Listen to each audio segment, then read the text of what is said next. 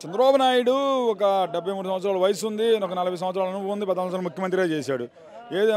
ఏదైతే ఉందో తెలుగుదేశం పార్టీకి ఓట్లు వేయకపోతే మీ భర్తలకు అన్నం పెట్టొద్దు అంటున్నాడు. అవసరమైతే వేస్తానంటే నేను ఇళ్ళలో రానిండి అని చెప్పి మాట్లాడుతున్నాడు.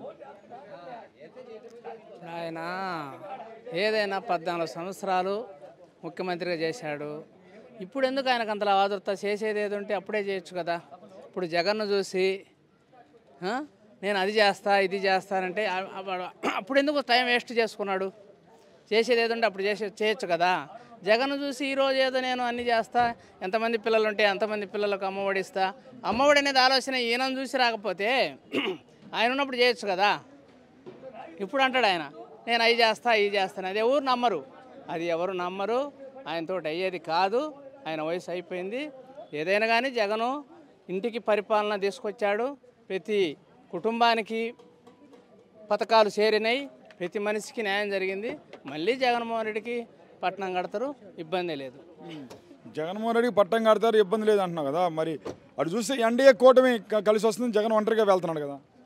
ఎన్డీఏ రాని ఎన్డీఏని కూడా నమ్మరండి. అది వరకు ఎన్డీఏ ఏంటంటే కొంచెం పక్కన ఉండి అదే ఎన్డీఏతో ఏమన్నాడు చంద్రబాబు పోయినసారి, జగన్కు ఓటేస్తే ఎన్డీఏకి వేసినట్టేను ఓటు అన్నాడు.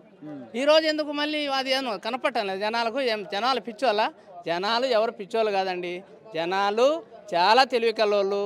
ఎవరిని ఓటేయాలో ఎవరికి పట్టణం కట్టాలో జనానికి తెలుసు. జనాలు ఏమంత అమాయకులు కాదు. ఓపోటు వచ్చి నువ్వు మంచోడు కాదని చెప్పి ఓపోటు వచ్చి నువ్వు బంగారం అంటే ఎవరైనా నమ్ముతారా? ఎవరు నమ్మరు.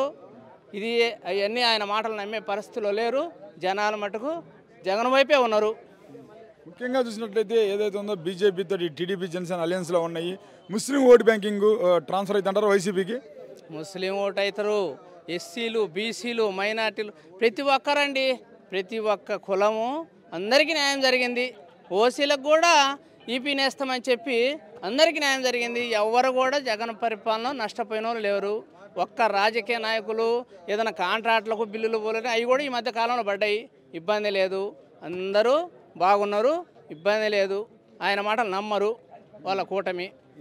మరి ఇప్పుడు అటు చూస్తే 160 ఎమ్మెల్యే సీట్లు 24 ఎంపీ సీట్లు నాకే వస్తాయి అన్నాడు చంద్రబాబు.